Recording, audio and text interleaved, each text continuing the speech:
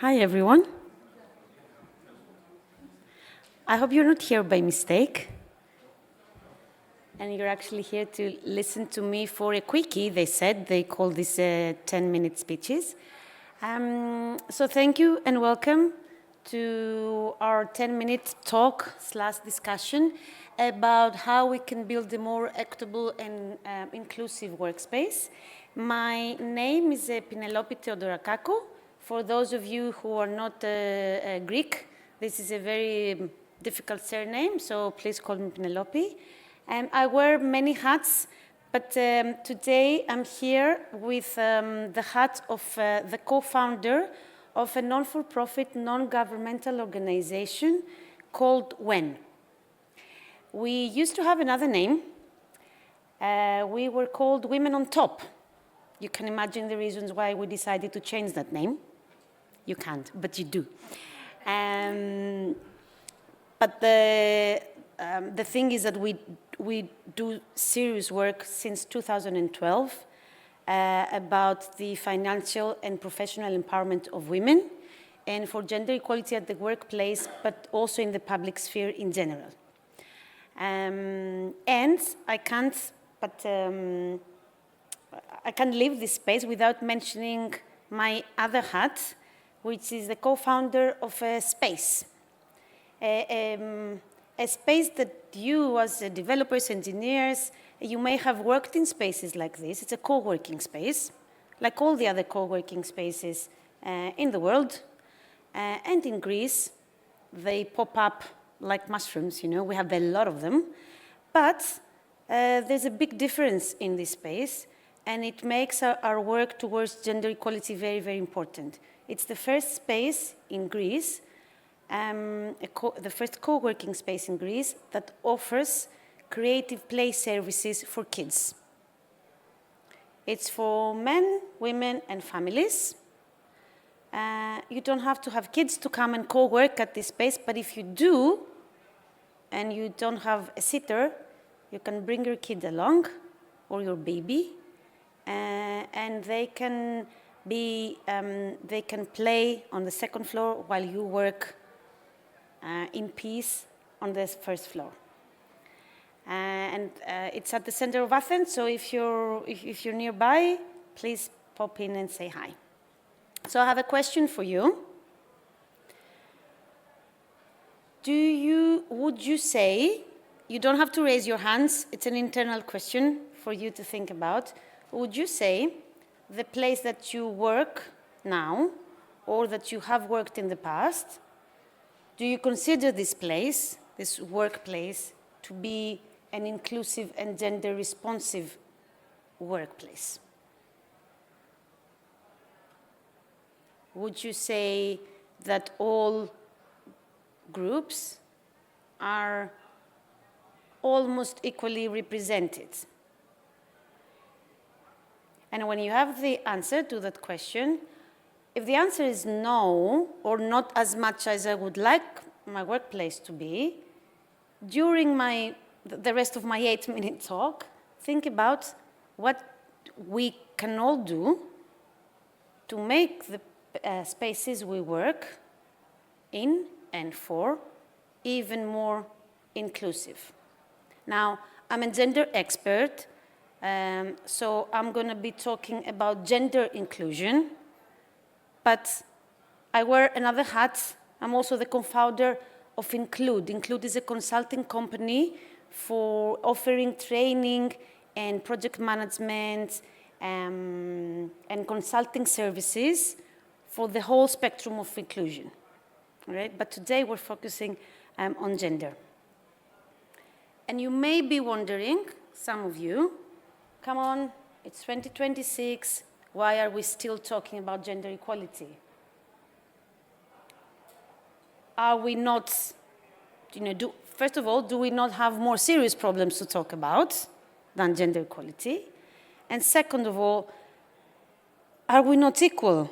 Within my family, I don't see any inequalities. Within my workspace, I don't see any inequalities. Within my circle of friends, my community, my bubble, I don't see any inequalities. But the thing is, no matter what happens within our bubbles, data says other stuff. Data tells stories, and you know that better than me. So imagine that Europe is a platform, okay? And in that platform, there are 27 applications running. Each country is an application. And there comes an external contractor. This contractor is called the European Gender Equality Index. And this contractor runs a gender equality audit every year on these platforms. On these applications, how are these applications doing in terms of gender equality? And within these 27 applications, Greece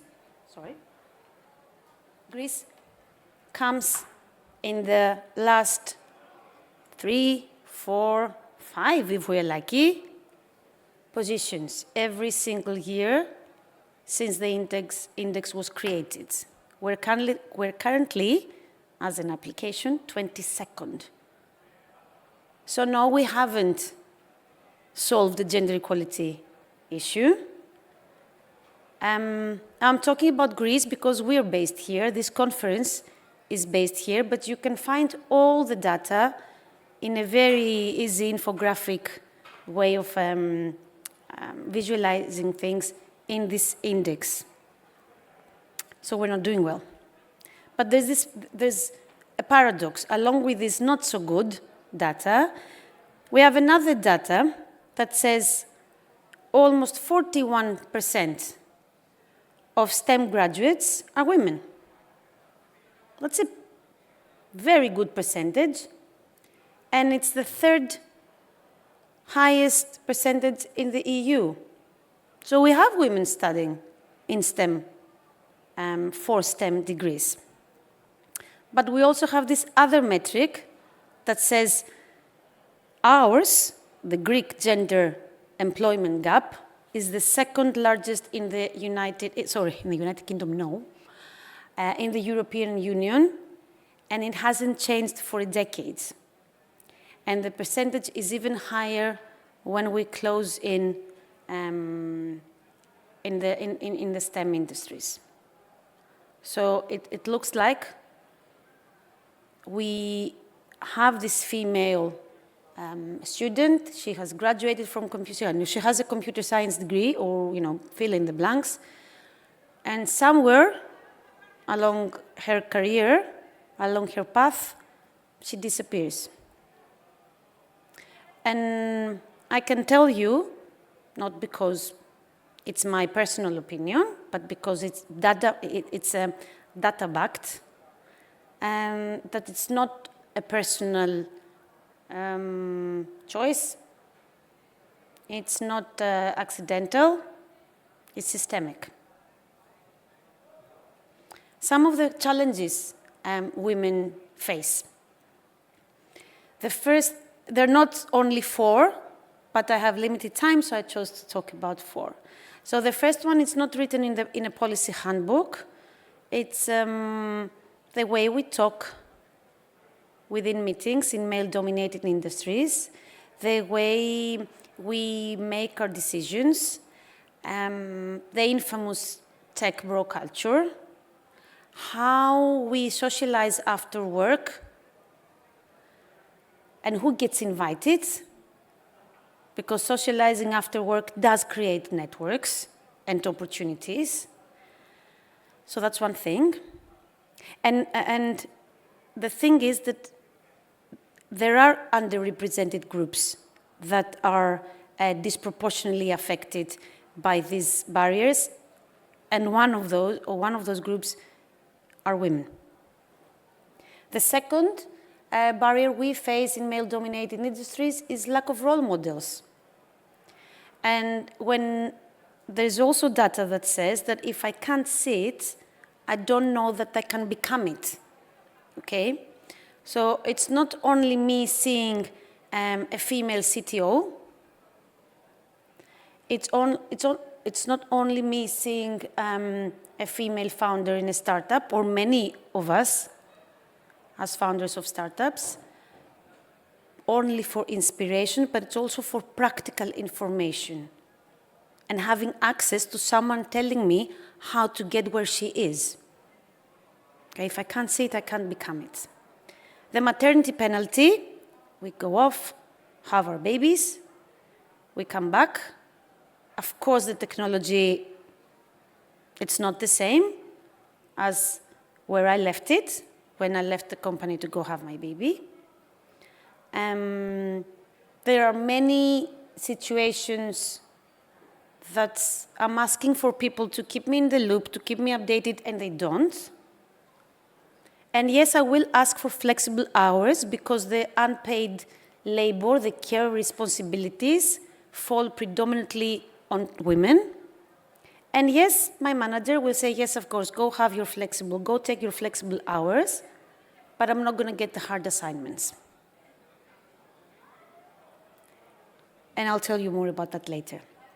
And systemic discrimination, the way we write our ads, the way we write our policies, the biases, the stereotypes that they're already there, affecting us all, whether we're male or female. So when we try to answer the question of how we can make male-dominated industries more gender responsive, more gender inclusive, we created as partners in the European Erasmus project the FEMIN-ICT methodology. And the methodology has 7 pillars, but I'm going to very briefly mention 5 key points under 5 key areas that we've seen that people can act upon even if they're not HR. And I'm going to, is anyone working in an HR department here? But in a technical company? No, thank you. Very good team. So leadership. The first pillar of this methodology is leadership. If my leaders don't believe in having an inclusive workspace, no one is going to care. So if you are a leader in any way in your company or in your, wherever you work, do publicly say that this matters for you. Or ask your leaders to publicly say this matters for them and make them back it up with measurable goals, KPIs. This is the only way that culture changes. The second one is, the second key area is equal opportunities. Make sure that for every open position, the shortlist includes at least 1 female candidate. If it doesn't, it's not an excuse, it's information. Why don't we have a female candidate at the shortlist? Did we reach out to the right groups, to the right channels? The third key area is work-life balance. I told you before, I'm going to get to that. If work-life balance remains a female thing, a woman's thing, nothing's ever going to change. If only women keep taking flexible hours, remote work, blah, blah, blah, you name it, nothing's ever changed. Make sure to foster the belief that all team members, including fathers, can contribute equally to family responsibilities, and then things become to change. Health and safety. There was a research done in 2020 that said, from ActionAid Hellas, 8 out of 10 women that have worked, we have been sexually harassed. 8 out of 10 women. So if we are 1, 2, 3, 4, 5, 6, 7, 8, 9, 10 women were in here, 8 of us have been sexually harassed. That's a very big number, okay? And it affects us. We leave our work. We take work with smaller responsibilities, so I don't face the one that did that to me. And that has a lot of consequences into my financial independence and so on and so forth.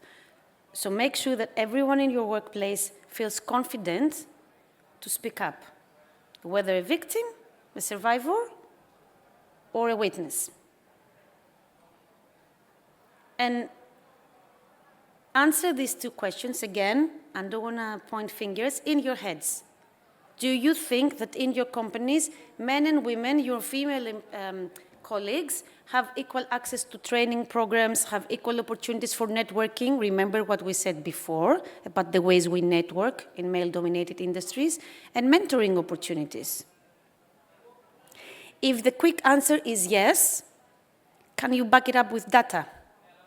When do these training programs happen? Do they happen in the evenings where I'm possibly off for flexible work, or I have to pick up my kids, or my kid got sick, and because I'm a woman, these responsibilities fall onto my back? Or do you actually see training programs with 50-50? So equal participation and representation. These are 5 things that you can think about. And the reason I asked you about HR is that a lot of you can say, why do I care? I'm not in HR, this is an HR thing, but it's not. And that's a good thing, because it's on you also to volunteer to mentor a junior female person in your team, or to speak up when I say an idea in a meeting and a man mansplains or speaks over me, and you can be the one that says, she was talking, let her finish her thought, or you can be the one who stays silent. So I started this small talk asking you about what you can do if you think your workplace is inclusive, and what would it take to make your workplace more inclusive. And Patroklos told me that more than 1,400 people would be joining these 3 days. And I'm not asking you to change the world, but if each of us that's here today and yesterday and tomorrow does one little thing to create a more inclusive workspace starting Monday or today, imagine the waves of change that can happen. And it can be as little as look me up on LinkedIn, ask me to share the FEMIN-ICT methodology with you. It can be as little as, the next time you're in a meeting and you don't have any female colleagues with you, ask them to, and an opportunity comes up, mention a female colleague's name for that opportunity. Or ask a junior person in your team, female person on your team, what would you need from me in order to get your network bigger? Thank you for listening. Have a good day.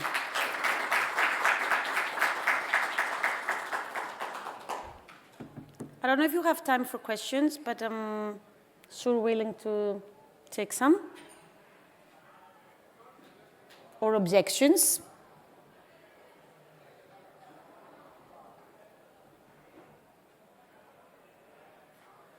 I will invite you to write wherever you write stuff, something that triggered a couple of thoughts, if anything, and something that maybe you can start either wondering or searching about or doing in your teams, companies, startups, wherever you are. Thank you. Have a good day.